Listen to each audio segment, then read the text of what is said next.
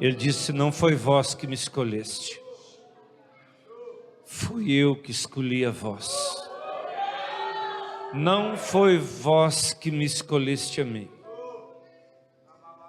foi eu que escolhi a vós outros, para que vades e deis fruto, e o vosso fruto permaneça. Foi Ele que te escolheu. Foi Ele que te escolheu, do jeito que você é, Ele te escolheu. Então Ele coloca você em um processo de purificação, de transformação, de cura, num processo de vida. Pai, que a Tua palavra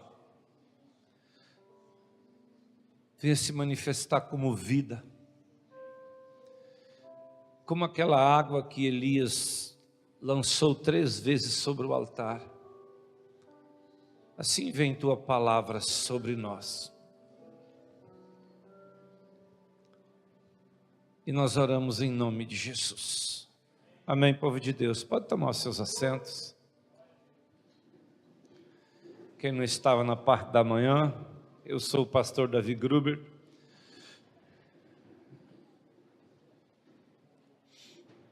E eu não moro onde eu quero. Eu moro onde Deus me plantou. Eu fui plantado por Deus no Centro Geodésico da América do Sul, por um desígnio de Deus, por um propósito de Deus, e a gente vai falar um pouco, talvez durante essa semana, não sei qual o dia que vocês vão ter culto aqui, a gente vai falar um pouco sobre uma profecia que Deus tem para a América do Sul, mas eu vou continuar falando sobre adoração. Você já está ao vivo no Facebook? Já? Você deu aquela cortadinha e mudou de novo? Ok.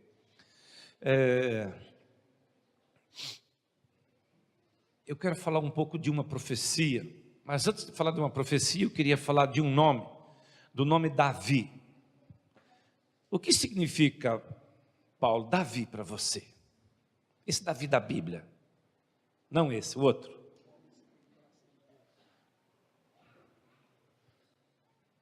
Quando se fala Davi, Zacário, o que significa Davi para você? O que é Davi?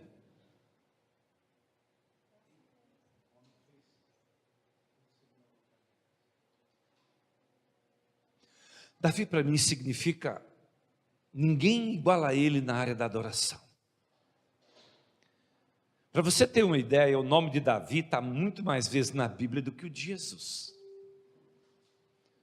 Antes de ter o nome de Jesus, está dizendo Jesus, filho de Davi. Começa, antes da história, o Novo Testamento, no primeiro versículo está o nome de Davi. No último capítulo da Bíblia, versículo 16, Jesus diz: eu sou Jesus, a raiz e a geração de Davi. O que esse homem fez? O cego, muitas pessoas gritavam por Jesus, mas o cego de Jericó, ele ouviu falar: quem é esse camarada? Ele disse: Jesus, filho de Davi. Ele gritou uma vez, cala, o povo mandou calar, e ele continuou gritando: Jesus, filho de Davi. Uma multidão grande. Jesus parou e falou assim: vai buscar esse homem, ele sabe quem sou eu. Teve cego que deu sua dor em Jesus, teve cego que Jesus tirou fora da cidade, passou saliva nos olhos, orou várias vezes para ele enxergar. E ele falou: o que você quer? Ele falou assim: eu quero ver. Ele falou: vê. Dos poucos homens que Jesus não mandou ir para casa testemunhar, deixou ele seguir Jesus. Porque uma das coisas de você saber quem é um líder é você saber quem é um líder para você seguir ele. Ele sabia quem era Jesus, sem nunca ter ouvido de Jesus. Ele tinha uma revelação a respeito de Jesus, aquele homem. Por isso que ele chamou ele pelo nome certo. Eu queria que você abrisse a tua Bíblia em 1 Crônicas capítulo 16. Eu vou estar falando da restauração do tabernáculo de Davi. E o que é isso? O que isso tem a ver 1 Crônicas, capítulo 16. Algumas coisas que Davi fez, que nós precisamos entender. Israel ficou sem a arca, todo o governo de Samuel. Samuel foi como profeta e juiz sobre Israel 40 anos, e Israel estava sem a arca. Os filhos de Eli perderam a arca não veio para o tabernáculo. Passou mais 40 anos.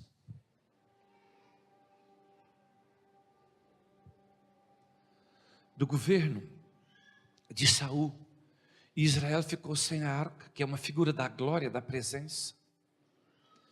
E você vai ver Davi jejuando e orando e dizendo assim: Senhor, como eu vou trazer a arca para mim? E ele foi buscar a arca, ele mandou fazer um carro novo, pegou bois e carregou a arca no carro. Os bois tropeçaram, e um homem de zelo, de cuidado, viu que a arca estava resbalando do carro e levou a mão na arca e foi fulminado. Davi deixa a arca na casa de Obed-edom e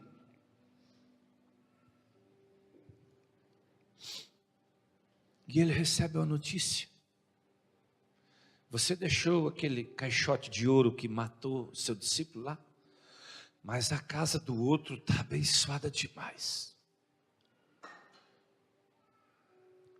No Salmo 32 diz que Davi fez um propósito com Deus. Ele diz: eu não vou para minha casa, eu não subo no meu leito, eu não dou descanso para os meus olhos, eu não durmo, até eu trazer a arca. Eram 3 propósitos: não ir para casa. Quando ele diz não estava subindo no leito, ele não estava se relacionando sexualmente, é essa a figura. Ele diz: eu não vou dormir, eu tenho. Ele diz: nós ouvimos falar que ela estava num lugar e eu achei ela em outro lugar.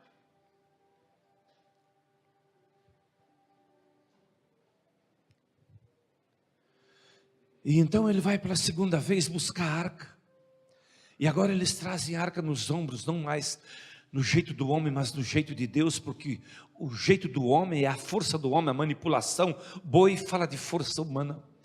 E agora ele traz a arca nos ombros e vem sacrificando, cantando, adorando. E olha o que ele fez. O tabernáculo ficava em Siló, 15, 20 quilômetros por aí, longe de Jerusalém. Sabe o que ele fez? Ele montou uma grande tenda em Jerusalém, num lugar alto, como que uma barraca de um circo, e levou a arca para lá. Não tinha cortina, não tinha nada. Se você olhar os salmos, Davi sempre falou dos gentios, das nações, dos povos, das famílias da terra. Davi não apontava para Israel, Davi apontava para a igreja. Quando Jesus fala de uma geração, ele diz: eu venho daquela geração, eu venho trazer para vocês a conexão da adoração, eu venho gerar vocês em mim para adoração. Nós temos a geração de Davi. Jesus disse: eu sou a geração de Davi. E então Davi entra em Jerusalém com a arca e estabelece, no capítulo 16 de 1 Crônicas, diz assim: introduziram, pois, a arca de Deus e puseram no meio da tenda que Davi lhe armara, e lhe trouxeram holocaustos, ofertas pacíficas. Já pensou se, vamos imaginar que essa tenda era do tamanho desse salão aqui, até lá na porta, daquela outra parte lá, bem aí no meio estava a arca.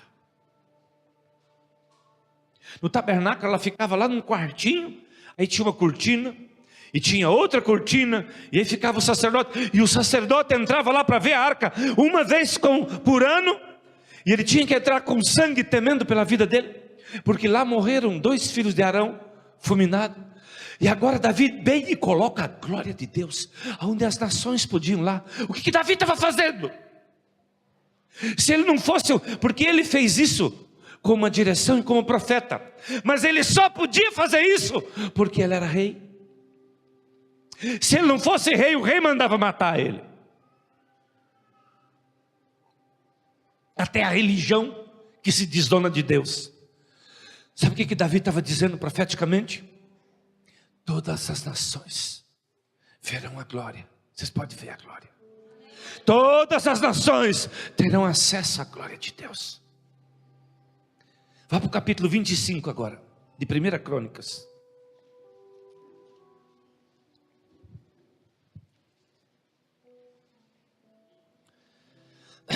Davi, juntamente com os chefes do serviço, separou para o ministério. Dá para botar um pouquinho mais luz aqui para mim? Davi, juntamente com os chefes do serviço, separou para o ministério os filhos de Asaf, Emã e de Jedutum, para profetizarem com harpas, com alaúdes, com símbolos. E o rol dos encarregados desse ministério foi dos filhos de Asaf. Essa luz de vocês fica subindo e descendo, né? Tem que botar óculos aqui. Os filhos de Asaf, Zacur, José, Netatias, Azarela, filho de Asaf, sob a direção deste, que exercia seu ministério debaixo das ordens do rei. Quando a família de Jedutum e os filhos de Gedalias, Zerias, Jesaías, Asabias, Matatias, 6, sob a direção de Jedutum, seu pai, que profetizava com harpas, com ações de graça e louvores ao Senhor. Quanto à família de Amã e os filhos de Baquias, Matatias, Uziel, Zubiel, Jerimote, Amanias, Anani, Eliata, Gildade, Ramote, Ezer, Josbecasa, Malote, Otir e Maazote, todos esses foram filhos de Amã, o profeta do rei, cujo poder Deus exaltou segundo as suas promessas, dando-lhe 14 filhos e 3 filhas. Todos esses estavam sob a direção, respectivamente, de seus pais, para o canto da casa do Senhor, com símbolos, alaúdes, harpas. Para o ministério da casa, estando Asaf, Jedutum e Emã, debaixo das ordens do rei. O número deles, juntamente com os seus irmãos, instruídos no canto do Senhor, todos eles mestres, era de 288. E lançaram sorte, designaram deveres, tanto do pequeno como do grande, tanto do mestre como do discípulo. E a primeira sorte caiu para a família de Asaf, e saiu a José, e a segunda a Geldaia, com seus irmãos, seus filhos, e eram 12. Aqui, lá onde ficava a arca, naquela tenda, Davi separou 288 mestres. Tinha 3 famílias, Asaf, Jedutum e Emã. Asaf com 6 da sua casa, Jedutum com 6 e Emã com 14 filhos. E então eles separaram 280 pessoas instruídas no canto e na música, e fizeram 24 equipes que cantavam diante da arca. Você pergunta assim, por que Davi nunca perdeu uma guerra? O que foi que Deus fala tanto desse homem? Hoje eu não vou entrar nos juramentos, mas você vai ver repetidos os juramentos de Deus. Deus na Bíblia fez um juramento para Abraão, outro juramento no deserto que ia destruir aquele povo. Mas para homens, ele jurou só para 2 homens. Ele jurou para Abraão e ele jurou para Davi. E com esses 2 homens Deus falou de descendência e propósito. Esse homem, que o nome dele está praticamente 1200 vezes na Bíblia, ele conseguiu trazer Deus para a terra. Por isso que ele diz que Deus habita no meio dos... O Espírito dele vem para cá. Todo o tempo de Davi. Da descendência de Davi, procederam 20 reis. Reis de sangue de Davi. Apenas 5 são chamados de filhos de Davi. Uma coisa é ser descendência de Davi, outra coisa é ser casa de Davi, porque tem profecia na Bíblia que é para Davi, outra é para a casa de Davi, e outra é para os filhos de Davi, e outra é para a descendência de Davi. A descendência de Davi somos nós. Davi sempre apontou para a igreja. Ele pega a arca e, em vez de levar lá para o tabernáculo, ele cria uma outra coisa. A arca ficou debaixo daquela tenda, sabe até quando? Até Salomão terminar o templo. Todo esse tempo, ninguém resistiu a Israel em nada, em nada. O único problema que Davi teve na vida dele, sabe com quem que foi? Com ele mesmo, em uma fraqueza da sua carne. Vai comigo para o livro de Amós, capítulo 9.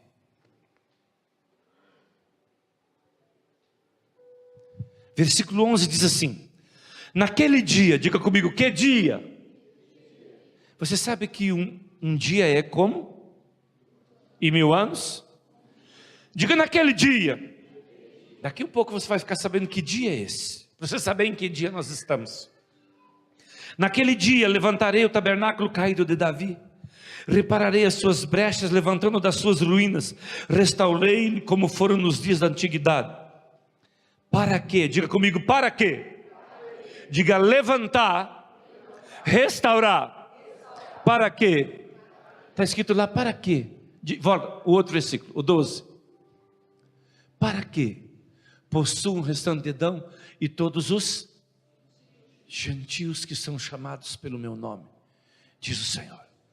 Só esse versículo eu quero ler agora. Vá comigo para Atos dos Apóstolos, capítulo 15. Aqui em Atos dos Apóstolos estava tendo uma reunião. E tinha um problema nessa reunião. O problema era eu e você, os gentios. Alguns judeus queriam que os gentios fossem circuncidados. Desliga isso para mim. Então Pedro levantou e começou a ministrar. Depois Paulo e Barnabé mostraram o quanto que Deus tinha feito no meio dos gentios. Versículo 13 diz assim, Atos 15, 13. Depois que eles terminaram, falou Tiago dizendo assim: irmãos, escutai as minhas palavras. Como Simão, expôs Simão como Deus, primeiramente visitou os gentios a fim de constituir entre eles um povo para seu nome. Confere com isso as palavras dos profetas, como está escrito. Depois dessas coisas, ou cumpridas essas coisas. Como está nessa tradução aqui? Depois voltarei. Diga, depois do quê? Guarda só essa frasezinha aí. Depois do quê? Porque lá ele falou assim, naquele dia eu vou fazer isso. Agora, vem Tiago. De Amós a Tiago tem 400 e poucos anos. Ele diz, depois dessas coisas, ou depois eu vou fazer uma coisa. Quem já foi em Belém do Pará? Alguém daqui já foi? Lá no Belém do Pará eles falam assim, antes da chuva, depois da chuva. Lá chove todo dia, pastor. Qualquer dia do ano em Belém do Pará dá uma chuva, depois do almoço dá uma chuva. Então eles falam assim, antes da chuva ou depois? Aqui ele diz assim, depois dessas coisas, ele está falando de uma profecia, voltarei e reedificarei o tabernáculo de Davi, levantando das suas ruínas. Diga comigo, levantando. Que tabernáculo ele estava falando? Ele falou, porque tinha o tabernáculo de Moisés. No tabernáculo de Moisés, tinha uma mesa. Sabe aquela bacia d'água? Tinha uma no tabernáculo de Davi. Tinha uma baciazinha do sacerdote se levantar. Davi no templo, que ele deu o desenho do templo. Mesas, candelabros, tudo ele fez em grande número. Bacias para se lavar, ele fez em grande número. E onde os sacerdotes se lavavam, ele fez uma piscina que cabia 110 mil litros de água. Por quê? Porque aquilo que Davi estava fazendo era a sombra das coisas que viriam. Aquilo lá não está lá até hoje, por quê? Porque aquilo lá não tem mais nada a ver. Desde o propósito de Deus usar o ímpio para tirar e limpar, é porque começou, agora é uma realidade. Antes era só um desenho. Tudo que aconteceu antes era como que uma maquete. Às vezes você vai numa empresa que está fazendo um prédio na cidade, e ela tem um prédiozinho em cima de uma mesa desse tamanho. É isso que Davi fez, ele fez um prédiozinho. Aquele dia que Davi constituiu, colocou a arca naquele lugar, e colocou aquelas equipes a adorar, que adoraram por anos e anos e anos e anos. Aquilo era só um desenho, aquilo era só apontando para a nova aliança, aonde a igreja ia chegar num tempo da restauração daquilo lá, e ela ia adorar constantemente, e a glória ia vir. Agora vai para o versículo 17, diga comigo, restaurar. Para quê, pastor? Para que o restante dos homens busque o Senhor. Para quê? o restante dos homens busca o Senhor, e todos os gentios sobre os quais o meu nome tem sido invocado, diz o Senhor que faz essas coisas. Em 2016 eu fui falar com umas pessoas, e eu contei para o Mike Shea, quem já ouviu falar, Casa de Davi, Mike Shea, é o Ministério da Adoração. Quando eu fui falar sobre o que Deus estava fazendo e tinha me colocado para fazer, ele começou a chorar e dizer que era Deus tinha que botar ele para fazer aquilo. E eu disse para ele, eu estive no Vaticano fazendo um ato profético de desligamento da alma da nossa nação do Vaticano. Vou só até aqui. E então ele me disse, eu estive na Coreia do Norte com uma equipe de americanos, canadenses e ingleses, só profetas e apóstolos, uns homens e algumas mulheres, dentro de um ônibus. Você sabe que os americanos, eles acham que eles vão salvar o mundo na guerra, vão salvar o mundo com o evangelho, eles acham tudo. Então uma coreana, uma profeta coreana, começou a profetizar na língua dos coreanos, falando para os americanos que estavam no ônibus. Daquela turma, ele estava no Brasil, já morando há 20 anos no Brasil, mas ele não sabia, ninguém ali sabia que tinha um americano. E a profeta começou a dizer, eu quero falar para vocês da América, os ingleses. Deus dizia, eu já usei muito vocês, mas o último povo que eu vou usar é o povo de língua hispana da América do Sul, e um povo que tem no meio deles, que é um povo de língua portuguesa, o Brasil. E eu desligarei a América do Sul do controle da idolatria. Eu desligarei de Roma, do Vaticano, a nossa nação. E a primeira nação, diz o Senhor, que eu desligo é o Brasil. Quando eu contei que eu tinha ido lá fazer um ato de desligamento, Deus, ele não faz nada das coisas com pressa. Ele usa uma pessoa num lugar, outro no outro, outro no outro. Deus, quando alguém quer começar a chamar as coisas para ele, essa pessoa já está movida com o demônio de religião e orgulho. Deus, ele está movendo em todo o corpo a adoração. Mas se vocês já adoram, depois desses dias aqui, vocês vão adorar numa intensidade maior. Ele diz, eu vou restaurar o tabernáculo de Davi. Para quê? Para que o resto dos homens busquem o Senhor. Todos os gentios. Eu fiquei muitos dias nesse versículo.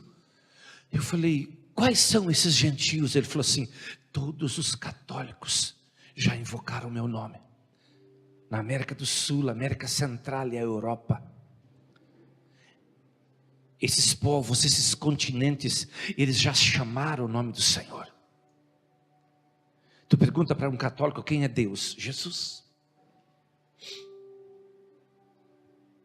Ele diz, eu vou pegar cada um deles. Esse aqui, ele não está falando de salvar evangélico. Ele está falando de salvar todos os que invocaram o meu nome. Porque uma coisa é ser salvo. Quem que tem invocado o nome e não está salvo? Está entendendo? Que ele está apontando para um povo. Ele está apontando para um povo. Haverá um grande mover de salvação na terra. Deus fará mais nos próximos 20 anos pela adoração do que Ele fez em 2000 anos pela intercessão. A glória de Deus virá sobre a nossa nação nos próximos anos de uma maneira muito poderosa. Apóstolo, te prepara para um crescimento de glória no teu ministério. Eu tenho andado com unção faz muito tempo. E o Senhor falou assim, eu vou fazer uma fusão, e vou tirar os meus que me servem, que ficam comigo, do lugar da unção, para um lugar de glória, e será uma glória crescente. E Ele me disse isso, no início do ano 2016, e eu falei, qual será o sinal da glória? Ele falou assim, os que zombarem de vocês, vão morrer. E eu fiz uma reunião com os intercessores uma noite, e repreendi o comportamento de um homem, chamado Kelvin, o qual eu amava ele muito, meu intercessor, mas ele saiu dali irado comigo, patinando. O anjo chegou em mim e falou assim, não fala mais nada, agora eu mato ele. E eu já sepultei ele faz tempo. Muitas pessoas perderam o temor de Deus porque não se tem glória. Ananias e Safira, eles mentiram e morreram. E o temor vai voltar, porque a glória vai fazer isso. Já tem muita gente debaixo de uma taca muito grande, mas a glória vai fazer algo muito mais forte. Queria voltar agora contigo para o versículo 16, que diz assim: cumprida essas coisas, ou depois dessas coisas, diga comigo, depois do quê? Existia em Amós 9, 3 profecias. Agora vamos voltar lá para Amós, capítulo 9. Amós 9 tem 3 profecias, ou 4. Uma das profecias de Amós 9 é o tabernáculo de Davi. Amós está para frente de Ezequiel, para frente de Daniel, um pouquinho para frente de Oséias, e entre Gênesis e Apocalipse.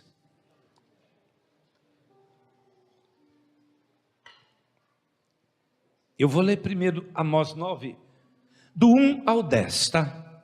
Para você entender essa profecia, e essa profecia ela já se cumpriu. Talvez quando eu leia você já entenda que essa profecia já se cumpriu. Essa profecia se cumpriu no século passado. Quem cumpriu essa profecia, quem liderou? Um homem chamado Adolf Hitler, que não era alemão, mas se tornou líder dos alemães, e fez uma guerra, e cumpriu uma profecia, que era matar os judeus em toda a terra, tudo que estava em pecado dos judeus. 6 milhões de judeus morreram em toda a terra, e 1 milhão de judeus voltou para Israel, que também está nesse capítulo, mas primeiro eu vou ler essa profecia, para você entender ela. Vi o Senhor, que estava em pé junto ao altar, e ele me disse: fere os capitéis, estremeça os umbrais, faze tudo em pedaços sobre a cabeça de todos eles. Matarei a espada até o último deles, nenhum deles fugirá, nenhum deles escapará. Ainda que desçam para o mais profundo do abismo, a minha mão os tirará de lá. E se subir ao céu, de lá os farei descer. E se esconderem no cimo do Carmelo, de lá os buscá-lo-ei, e de lá os tirarei. Se de meus olhos se ocultarem no fundo do mar, de lá darei ordem à serpente, e ela os morderá. Se forem para o cativeiro, olha aqui, se forem para o cativeiro diante de seus inimigos, ali darei ordem à espada, e ela os matará. Porei os olhos sobre eles para o mal e não para o bem, porque o Senhor dos exércitos é que toca a terra, e ela se derrete, e todos os que habitam nela se enlutarão. Ela subirá toda como o Nilo, e abaixará como o rio do Egito. Deus é o que edifica suas câmaras no céu, e a sua abóbada fundou sobre a terra. É o que chama as águas do mar e as derrama sobre a terra. Senhor é o seu nome. Vós sois para mim filhos de Israel, como os filhos da Etiópia, diz o Senhor. Não fiz eu subir Israel da terra do Egito, e de Caftor os filisteus, e de Quir os sírios? Eis que os olhos do Senhor Deus estão contra esse reino pecador, e eu destruirei de sobre a face da terra, mas não destruirei de toda a casa de Israel, diz o Senhor, a casa de Jacó, diz o Senhor. Eis que eu darei ordem, sacudirei a casa de Israel entre todas as nações, assim como sacode o trigo no crivo, sem que caia na terra um só grão. Veja quem ele matar: todos os pecadores do meu povo morrerão à espada, os quais dizem: o mal não nos alcançará, nem nos encontrará. Essa profecia aqui, ela está cumprida, ela já cumpriu. Deus sacudiu os judeus em todas as nações da terra. Nós falamos muito dos alemães. Os alemães encheram navios e mandaram para os Estados Unidos de judeus, e os Estados Unidos não recebeu. Os alemães encheram navios e mandaram para Portugal e mandaram para a Inglaterra, e eles não receberam os judeus, e os navios voltaram para a Alemanha, e esses judeus foram mortos. E o governo brasileiro entregou judeus para ser morto pelos alemães.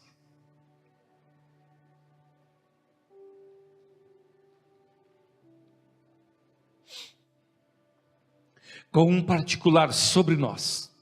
Eu sempre digo: Brasil, tu és peculiar.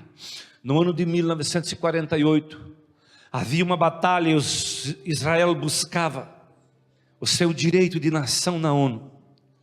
E não é que o brasileiro chamado Oswaldo Aranha era presidente da ONU, ele não era presidente da ONU, e ele não era nem vice-presidente, ele era o terceiro. E o presidente não pôde ir, Deus impediu. E o vice-presidente no dia não pôde ir, e ele teve que sentar e assumir a cadeira. Deus tirou 2 para colocar Oswaldo Aranha lá. E precisava de um voto só. Deu a metade dizia: Israel não é nação, e a metade dizia: Israel é nação. E Deus colocou lá um brasileiro para bater o martelo e dizer: Israel é nação. E quem abençoa aquele povo é abençoado. Por isso que o comunismo e toda essa brejeirada de Satanás está sendo banido da nossa nação. E será banido da América do Sul. Tudo será banido. Chegará um tempo que isso é passado. E a glória de Deus será derramada nessa nação. E na América do Sul. Te prepara para um tempo de prosperidade, para um tempo de comunhão, para um tempo de graça, para um tempo de mover de salvação que Deus vai fazer. Diga comigo: essa profecia já se cumpriu. Aí ele diz: naquele dia. Ele não está se referindo a um dia de 24 horas. Ele está se referindo. Oséias diz, falando de 3 anos, no primeiro dia, ele nos quebrou. No segundo dia, ele nos fortaleceu. O primeiro século, a igreja foi toda destraçada por leões, por reis. O Coliseu está lá até hoje para você ver. Quando for para a Europa, vai na Itália ver as catacumbas de Roma, apóstolo. Que ele é muito forte, onde a igreja se encurralou debaixo da terra. A igreja verdadeira. Ele diz: no primeiro ano, ele nos despedaçou. No segundo ano, ele nos fortaleceu. A igreja começou a receber revelação.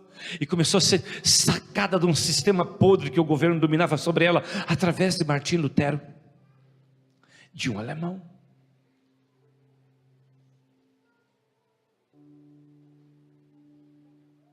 E ele dizia: do terceiro ano, ele nos vai levantar e viveremos diante dele.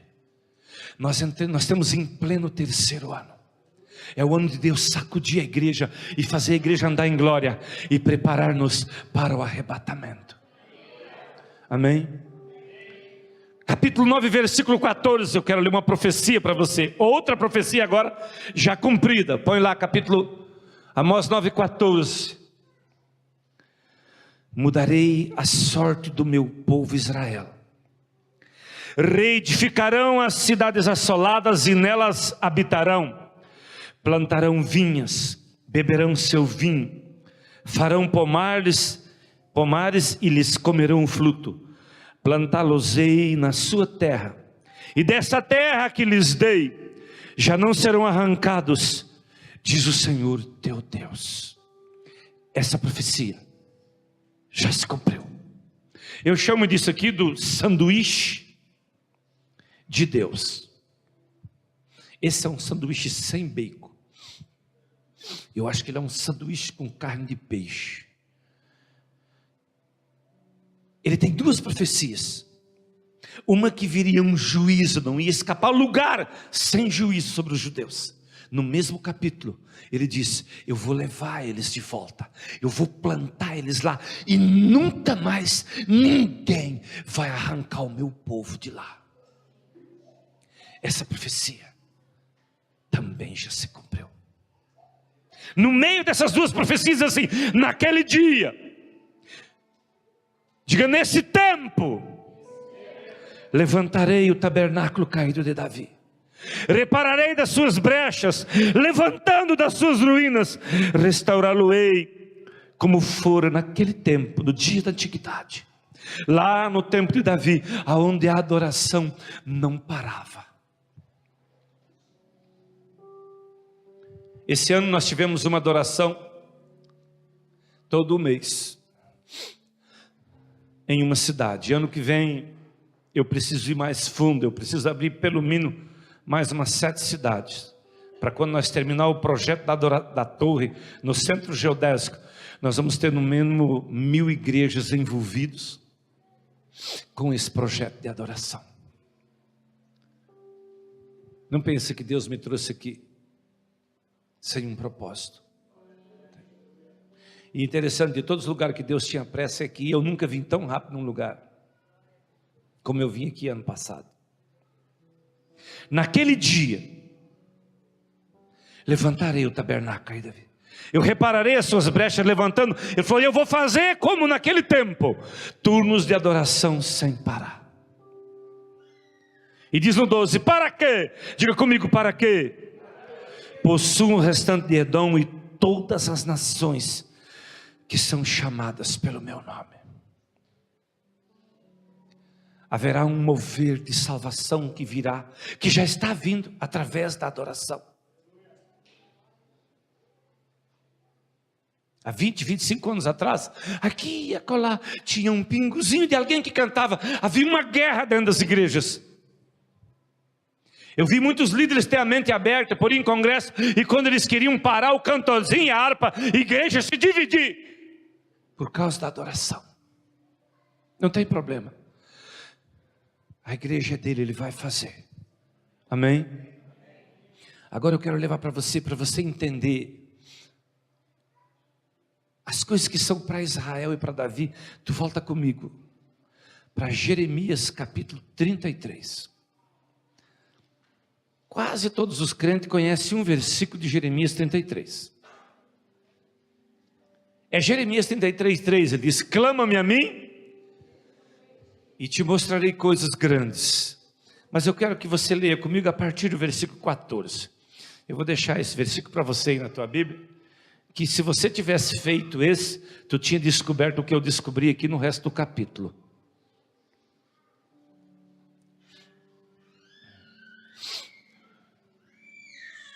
Deixa eu ler um versículo para você entender de profecia.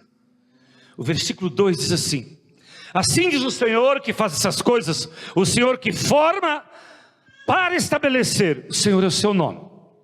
Quando ele está dizendo, me chama, me clama, e eu falo contigo e te dou revelação, ele não está falando que vai te dar um negócio que está perdido. Quando ele diz, te mostrarei coisas grandes e firmes, ele diz, oh, eu sou o Senhor, que trabalho pelo propósito, clama-me a mim, e te responder-te-ei, e te revelarei coisas grandes que eu tenho para você. Você vai ver em alguns lugares dizendo, é assim diz o Senhor, eu sou o Deus que meço os céus a palmo, e a terra é o tapete dos meus pés. Olha debaixo de uma palavra dessa o que tem ali. Quando ele estava dizendo, é como ele está dizendo assim, ele está se apresentando. Eu vejo que tem pastor que dão meia hora para ele pregar, ele gasta 25 minutos para se apresentar. E fica falando mais dele, não fala de Jesus. Eu dou umas pancadas nessas religiosos, que isso é tudo demônio de orgulho. Tu não inventa de fazer isso perto de mim não, viu? E nem longe, que eu fico te vendo pelo Facebook, tu sabe, né? Você acha que eu escuto suas pregações? Pergunta para quem conta ali, se não aparece meu nome ali que eu estou vendo ali. Aparece ou não aparece? Domingo de manhã estou eu vendo o Diego Zacar. Quer saber se ele está crescendo. Se não volta aqui mais não. Volta aqui para quê se não estiver crescendo? Versículo 14. Eis que vem dias, diz o Senhor, que cumprirei a boa palavra que proferi a casa de Israel e a casa de Judá. Diga comigo, 2 casas. Casa de Israel e casa de Judá. Você observa que Davi foi profeta, foi sacerdote, mas ele não era da casa de Levi. Ele era da casa de Judá. E quando ele está falando da casa de Judá, ele está se referindo a Davi.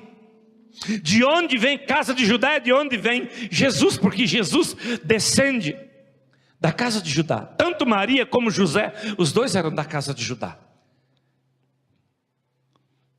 Naqueles dias e naquele tempo, você já escutou essa palavra hoje, né? Em Amós. Naquele dia e naquele tempo, restaurarei o tabernáculo.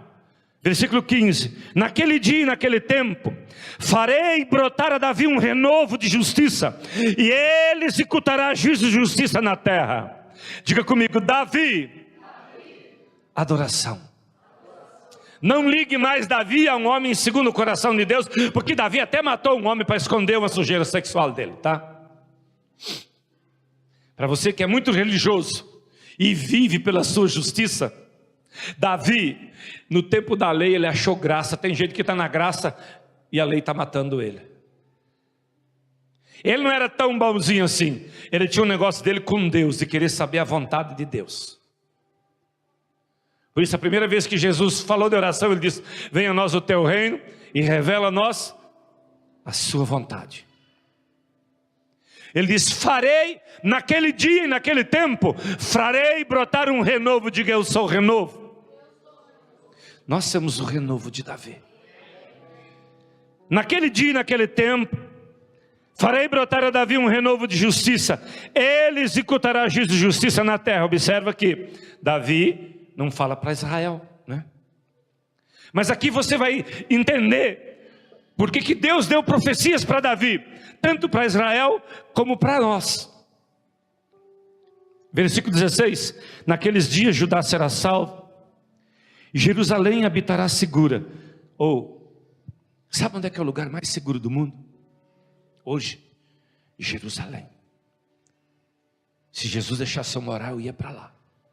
O nosso futuro presidente vai colocar a embaixada lá. No livro de Zacarias diz assim: esta será a praga de juízo que o Senhor usará contra as nações que se levantarem contra Jerusalém naquele dia. Estando eles em pé, as suas órbitas, os seus olhos, a sua língua apodrecerá dentro deles. Vocês sabem que efeito é isso? O efeito da bomba atômica. Todos esses mísseis que essas nações de bandeira vermelha e comunista,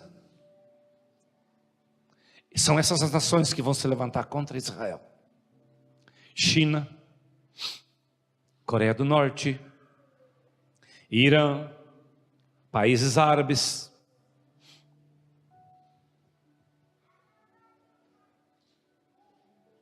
Rússia, todo esse povo. Por isso que eu não consigo crer que quem está do lado desse povo aqui no Brasil é de Deus. Tenta me convencer. Precisa passar 7 clínicas e ser cheio do Espírito Santo e entrar na prosperidade, porque tem um demônio de miséria terrível nesse povo. Naquele dia Judá será salva, Jerusalém baterá seguro. Ela será chamada Senhor, justiça nossa. Agora eu vou te dar uma profecia para Israel. Entenda que a primeira profecia aqui não é para Davi. É para Davi referente a Israel. Diz assim: assim diz o Senhor, versículo 17: nunca faltará a Davi homem que se assente no trono da casa de... nem sacerdote levita faltará homem diante de mim, para que ofereça holocausto, queime oferta de manjar e faça sacrifício todos os dias. Diga comigo, essas profecias para Israel. Agora terminou as profecias para Israel. Lembra que ele falou: tem 2 casas. Ele falou: ó, eu vou abençoar. Nos juramentos que Deus faz a Davi, ele diz: se teus filhos forem assim, eles vão se dar bem, se não for, vão ser castigados. Agora, a respeito de Davi, ele diz: eu vou fazer algo contigo. Nas coisas que Deus diz a Davi, Deus faz juramento e ele põe a palavra dele em jogo. Para Israel, os filhos de Davi teriam que andar corretamente para ter a bênção. Para aquilo que Deus vai fazer através da igreja, pela adoração, que foi profetizada para Davi. Observa que Jeremias profetizou 600 anos depois de Davi. 19, veio outra vez a palavra do Senhor a Jeremias dizendo: assim diz o Senhor, se puderes invalidar a minha aliança com o dia e a minha aliança com a noite, de tal modo que não haja nem dia nem noite a seu tempo, poder-se-á também invalidar a minha aliança com Davi meu servo, para que não tenha filho que reine no seu trono, como também os levitas sacerdotes meus ministros. Só um pouquinho, eu tenho que ir lá para Lucas para depois voltar aqui, tá?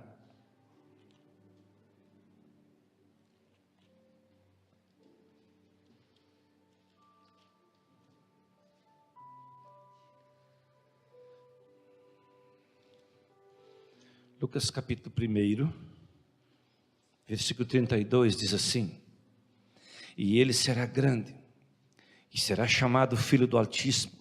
Deus, o Senhor, lhe dará o trono de Davi seu pai. Ali, este será grande. Era o anjo falando com Maria. Será chamado Filho do Altíssimo. O Senhor Deus lhe dará o trono de Davi seu pai. Volta agora aqui para Jeremias. Lembra que no 20 ele falou assim: se não tiver noite, não tiver dia, se acabar, eu não vou cumprir o que eu falei para Davi. Versículo 21. Poder-se-á também invalidar a minha aliança com Davi meu servo, para que não tenha filho que reine no seu trono. Aqui ele não está falando de Israel. Ele está falando de um trono e de uma pessoa. Como também os levitas sacerdotes, meus ministros. Diga, meus ministros. Eu queria que você entendesse, músico, que hoje ainda tem um demônio mundano em grande parte dos músicos. Sabe por que músico cai? Porque eles só conseguem cantar diante de pessoas. Nós fomos fazer 72 horas de adoração, e o pastor saiu na cidade, e a maior igreja evangélica da cidade, ele falou assim: nós vamos, mas nós queremos os horários das 8 às 11, porque eles sabiam que a igreja ia estar cheia, muita gente da cidade, muitas igrejas. Eles não queriam cantar para Jesus. Quando nós fizemos a adoração, sabe qual é o maior momento de glória? Da meia-noite às 4, 5 da manhã. Esse é o momento que mais desce poder, onde tem menos gente, porque as pessoas não estão cantando para as pessoas, estão cantando para Deus. Você vai ver Paulo falar que nós somos ministros de Cristo. Aqui ele diz: eu tenho uma aliança com Davi e o trono de Davi. E ele diz: os levitas, meus ministros. Quando vocês estão ministrando aqui, nós não fomos chamados para ministrar pessoas, nós somos chamados para ministrar Deus. Eu amo essa ministração que você cantou: Jesus, te entronizamos. Ele vem sobre a adoração. Mas a igreja muda a intensidade dela quando a gente faz 72 horas numa igreja. Por quê? Porque 72 horas é uma data X. É o mesmo jejum de Esther. Fala de 3 dias, começo, meio e fim. Você sepulta umas coisas e começa outras. Deus é um Deus de dimensões pelo nível de sacrifício que o povo faz. E fazer 72 horas numa cidade, tem que ter coragem, né? Tem dia que o Elton, ele dorme 2 dias depois. E ele dorme umas 4, 5 horas nas 72 horas, fica acordado. Um nível de sacrifício. Tem igreja que nós vamos ter aquelas mesas de som, acho que é PX, que aí ninguém mexe. Teve lugar que ele ficou mais de 30 horas acordado, porque não via ninguém mexer na mesa de som. Mas Deus está cuidando disso. Voltamos para a profecia. Eu vou ler de novo o 21. Vou ler o 20 para você entender. Deus vai falar de Davi 600 anos depois. Ele falou assim: se não tiver nem dia nem noite, então eu não sustento o que eu falei. Mas se tiver dia e noite, eu sustento o que eu falei. E aqui tem uma coisa que não se refere a Davi. Logo eu vou mostrar você aqui nesse texto. Esse levita que ministra a Cristo aqui, não é esse para Israel, que ministra sobre oferta, sobre manjar, sobre aquelas coisas. Ele diz aqui no 20, assim diz o Senhor, se puderem validar a minha aliança com o dia, a minha aliança com a noite, de modo que não haja nem dia nem noite, pode também invalidar a minha aliança com Davi meu servo, para que não tenha filho que reine e sente no seu trono, como também com os levitas, sacerdotes, meus ministros, diga ministros de Deus. Quando você está na adoração aqui, você está ministrando Deus, ministros de Deus. E agora olha o outro versículo, 22. Como não se pode contar o exército dos céus, e nem medir a areia do mar, assim tornarei incontável a descendência de Davi meu servo, os levitas que ministram diante de mim. Você conseguiu ver você agora? Assim, o mesmo que ele falou com Abraão, mas Abraão incluía as nações, Abraão incluía os judeus que morreram, que nunca ministraram, um deles, um sacerdote uma vez por ano entrava na arca, ele falou, não, Davi, para você, eu vou dar uma geração de adoradores incontáveis, eles vão ministrar diante de mim. Por isso que no capítulo 1 de Mateus, diz, Jesus, filho de Davi. O cego disse, Jesus, filho de Davi. Jesus, filho de Davi. Jesus, filho de Davi. Vamos ler o 22 outra vez? Como não se pode contar o exército do céu, nem medir a areia do mar, assim tornarei incontável a descendência de Davi meu servo, os levitas que ministram diante de mim. O véu que separava, já não separa mais. Começou um tempo de adoração, tomar controle dos céus. A intercessão limpa a terra, amara demônio, e está havendo muito ato profético de remissão, limpeza da terra e tirando legalidade. Mas a adoração está limpando os céus, aonde os céus da nossa nação serão limpos. Vá comigo para o livro de Atos dos Apóstolos, capítulo 2.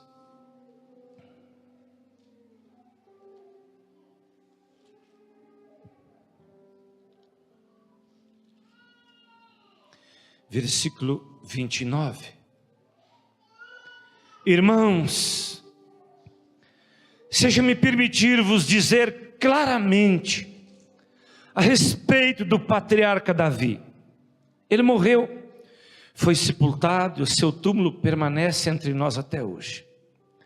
Sendo, pois, profeta, e sabendo que Deus lhe havia jurado que um dos seus descendentes se assentaria no seu trono. Quando Pedro abriu a boca, ele falou de Davi. Vai para Atos capítulo 13, que lá era Tiago, onde é que está lá, né? Atos capítulo 13.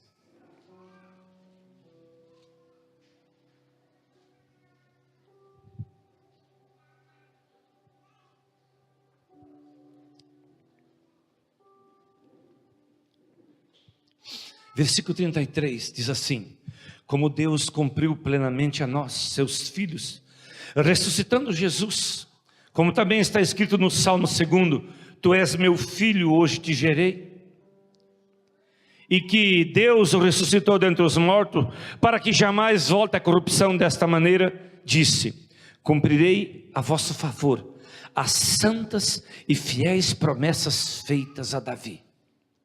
Paulo agora falando para a igreja: tu és meu filho, hoje te gerei, cumprirei as santas promessas feitas a Davi. Por isso também diz em outro lugar: não permitirá que o teu santo veja corrupção, pois na verdade, tendo Davi servido na sua própria geração, conforme o desígnio de Deus, adormeceu e foi para junto dos seus pais e viu a corrupção. Porém aquele quem Deus ressuscitou não viu a corrupção. Tomai, pois, irmãos, conhecimento de que se vos anuncia a remissão de pecados por intermédio deste, e por meio dele todo o que crê é justificado de todas as coisas das quais vos não pudesses ter justificados pela lei. Ouça esses dois versículos agora. Notai, pois, que não vos sobrevenha o que está dito nos profetas. Vede, ó desprezadores, maravilhai-vos e desvaneceis, porque eu realizo em vossos dias obra tal, que não crereis, se alguém contar ela para você. Ele estava falando do que Deus falou para Davi. Vá comigo para Apocalipse capítulo 3.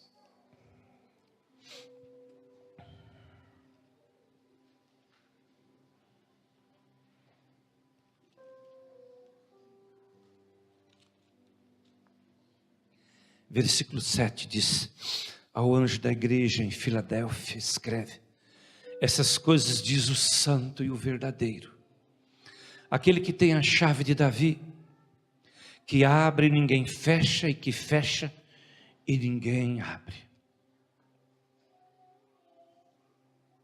Você sabe agora qual é a chave de Davi?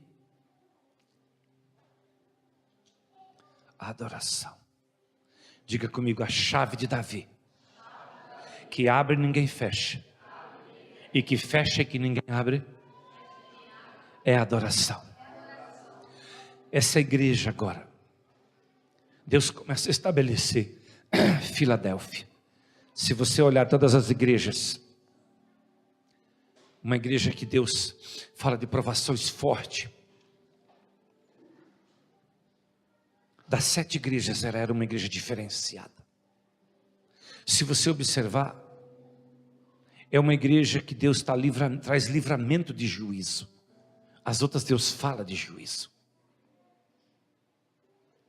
E Deus está levantando essa igreja e entregando para a igreja a chave de Davi, através da restauração de uma adoração contínua em toda a terra. Já existe uma certa adoração, porque por causa do fuso horário, então sempre tem culto em algum lugar. Mas Deus me deu uma palavra, que terá adoração de contínuo nessa nação, interrupto nessa nação. Disso eu vou estar falando na próxima palavra. Já estou encerrando, vou para Apocalipse, para o último capítulo de Apocalipse.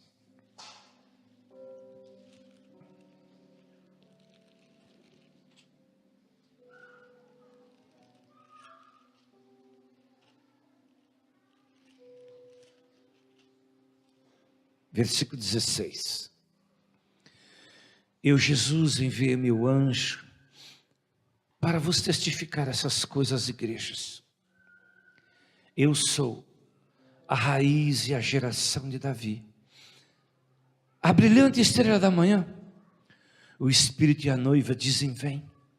Aquele que ouve diz: vem. Aquele que tem sede, venha. E quem quiser receber de graça da água da vida.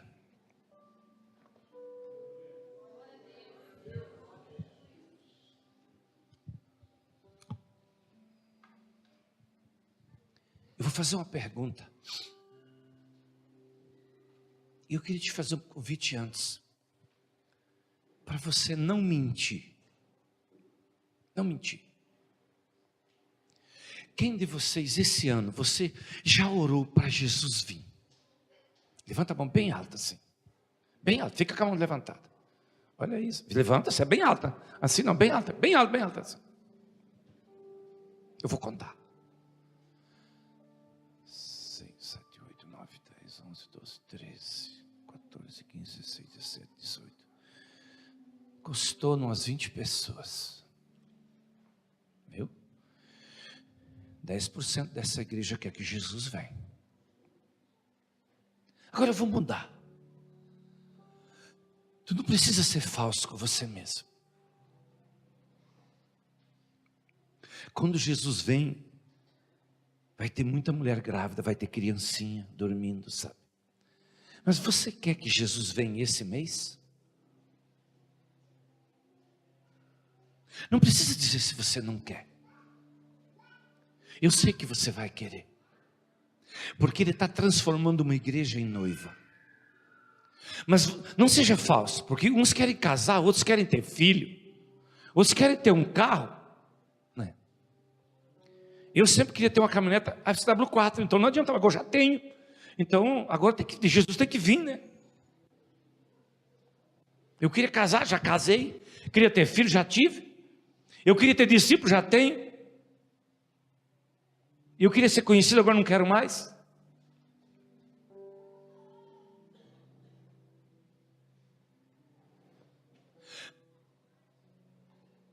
Só você, que você que quer que ele venha essa semana, porque você tem direito de não querer, porque se você quer, você está dizendo para ele vir. Você quer que ele venha? Faz assim, diga, eu quero que ele venha, só se você quer, não porque um outro vai dizer. Ó, deu quase a metade da tua igreja, melhorou bem, viu? Por que eu falei isso? Em Mateus 25, Jesus fala uma parábola sobre 10 virgens. E as 10 virgens são a igreja. E a gente chama a igreja de noiva. Mas tem uma noiva que não quer que Jesus venha. Por que ela não quer que Jesus venha? Porque ela sente que ela não está preparada.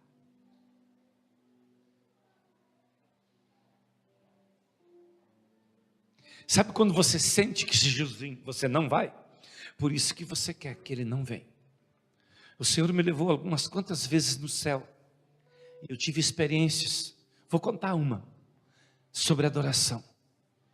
Eu tenho um irmão que sofreu alguns acidentes e o último acidente ele morreu. Morreu por quê? Morreu porque se obstinou contra o chamado e contra Deus. A última profecia que eu dei para ele, eu abracei ele e falei, estou me despedindo de você, nunca mais você me vê. Um mês depois ele morreu.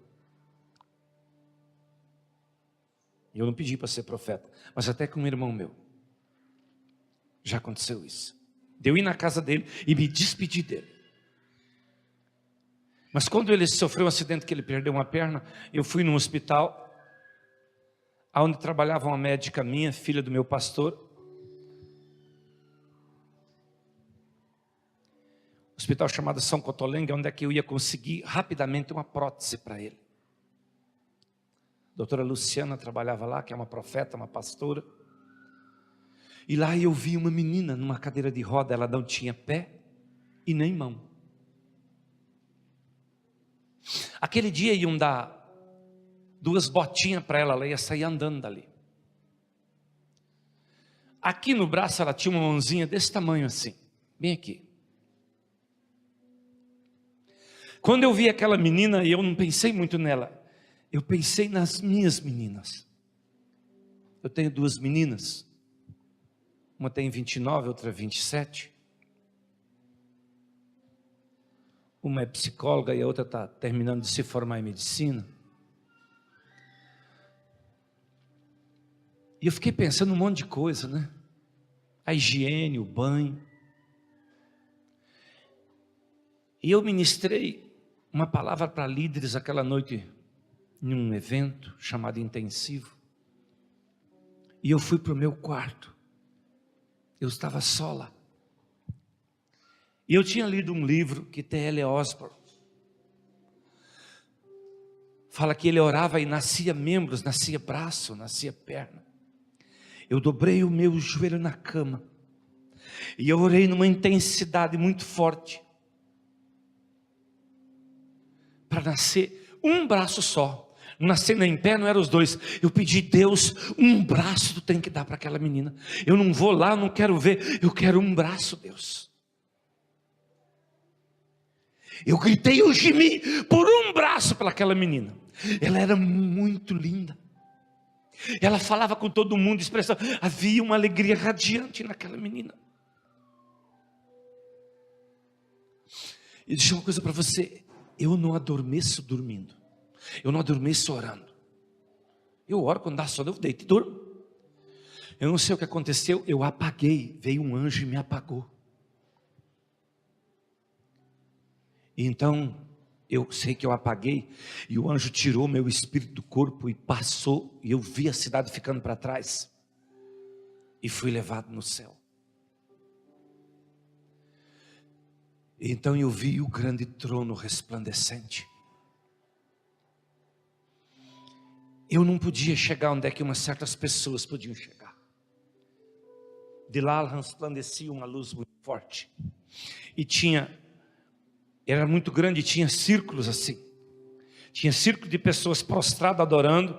E entre uma equipe que adorava prostrado, tinha equipes de danças. Eram umas noivas tão lindas. E elas dançavam assim, elas triscavam o pé no chão, elas subiam. E elas faziam uma dança e elas tinham um trabalhar com os braços. E depois tinha mais um grande círculo de anciões prostrados. E mais uma equipe mais larga de noivas, de meninas dançando. Mas as vestes delas resplandeciam. E aquele anjo fazia assim, ó, ele tipo puxava, que nem você puxa a imagem. Você gosta de puxar a imagem lá do céu. Então aquele anjo puxou a imagem e mostrou uma menina para mim. Ele falou: tu conhece essa menina? Não. Tu sabe por que eu te trouxe aqui? Eu falei: não. Vai me ensinar sobre adoração? Ele falou assim: não. Você foi com a tua fé num lugar onde Deus faz o milagre. Mas você se moveu porque você está misturado com as coisas da terra. Tu não está misturado com a eternidade. Eu fui te buscar para você mudar a tua mente e você transformar a tua mente numa mente de alguém que começa a viver a eternidade lá na terra. E de novo ele me mostrou a menina. Ele disse: quem é essa menina? Tu conhece essa menina? E ele mostrou o rosto dela. Eu falei: eu já vi. E minha mente foi para Israel, porque quando eu fui em Israel, o único lugar no mundo que eu vi umas danças parecidas, sabe, foi em Israel. Igual não, nada é igual àquela dança lá.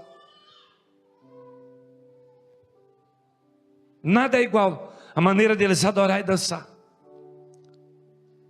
Então o anjo de novo falou assim: eu vou te mostrar. Mas você lembra da menina? Eu falei: não lembro, eu não sei onde eu vi. Eu ainda até falei para o anjo: eu vejo muito rosto, eu misturo tudo.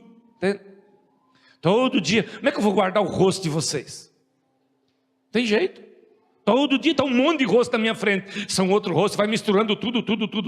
Para mim, crente e um caminhão cheio de japonês é a mesma coisa. Aí ele fez como que mexesse na tela de um tablet, assim, falou assim: olha aqui. E ele puxou a imagem.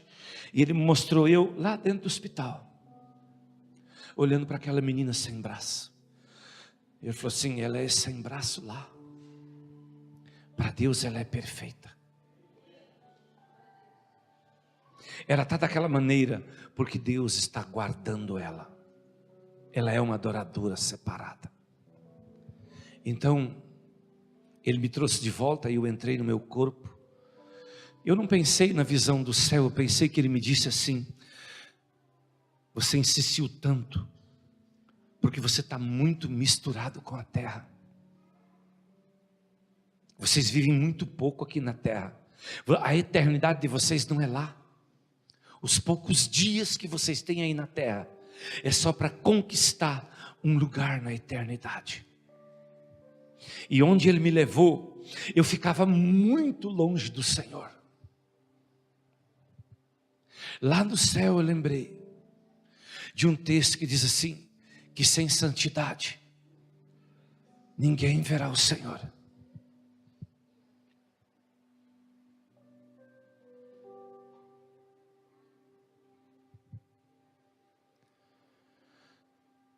Você sabe qual é a igreja que é noiva que vai subir? Aquela que deseja que Ele venha. Você deseja que Ele venha? Quem roubou o seu desejo de que Ele venha? Tem dia que eu disse: Jesus, eu sei de tantas coisas que você tem me falado, que eu ainda não falei para ninguém que vai acontecer, de nações que eu tenho que ir. Mas quando Deus quer fazer uma coisa e não tem homem, Ele usou uma jumenta para falar com Balaão, né? Quando nós nos abrimos os olhos, quando nossos olhos são fechados, Ele abre de um animal para falar conosco. Então Ele não precisa de mim. E eu digo: Senhor, arruma uma jumenta para pregar nas igrejas, e eu vou, me leva embora daqui. Eu quero ir para o céu. Eu tive muitas vezes lá que o Senhor me levou. Algumas eu falo só para pastores e pastoras, que tem a ver muito com o comportamento nosso de pastor e de pastora, de quem está à frente de pessoas. Curva a tua cabeça por um instante. Talvez você tinha que dizer: Espírito Santo, por que eu não quero que Ele venha?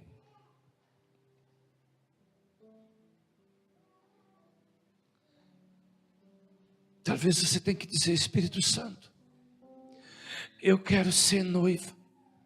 Filha, filho, Ele não vai mudar a hora de vir, porque você está dizendo isso.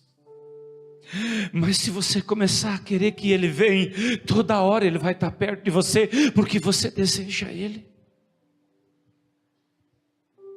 Quando não queremos que Ele venha, não queremos a promessa do céu. Talvez você queria saber o que mais separa a noiva da igreja. É que a noiva diz: vem. Talvez é o primeiro dia que você tem que começar a dizer: Jesus, vem. Vem, ora vem, Maranata, vem. Que o poder da noiva comece a te consumir. Que você comece a agir como noiva de Cristo. Não deixa a tua mente te tomar essa promessa, porque isso nos leva a um lugar de noiva. Eu já vivi alguns tempos como pastor, quando eu me pegava num tempo que eu não estava desejando que Ele vinha. É um sinal de que eu não subia. Tem muita gente que não deseja que Ele venha. Perdoa-nos, Jesus. Às vezes não pedimos para o Senhor vir. Como o Senhor virá se nós não te desejamos? Passaram-se 2000 anos. A igreja não quer que tu venha, Jesus, são tão poucos. Uns às vezes por vergonha levantam a mão, mas eles não querem que o Senhor venha. Jesus, me perdoa porque eu vivi tempos que eu não queria que o Senhor vinha, não. Vem me buscar, Jesus. Vem buscar a tua igreja, Jesus. Vem buscar a tua igreja. Ah, Jesus, tu disse que 5 noivas eram nécias, eram tolas. Elas não tinham óleo, não tinham azeite em suas lamparinas, o seu espírito estava vazio. Tem misericórdia da igreja, Jesus. Tem misericórdia desse que está ouvindo essa palavra. Tem misericórdia, Jesus. Por favor, Jesus, tem misericórdia. Tem misericórdia de nós, Jesus.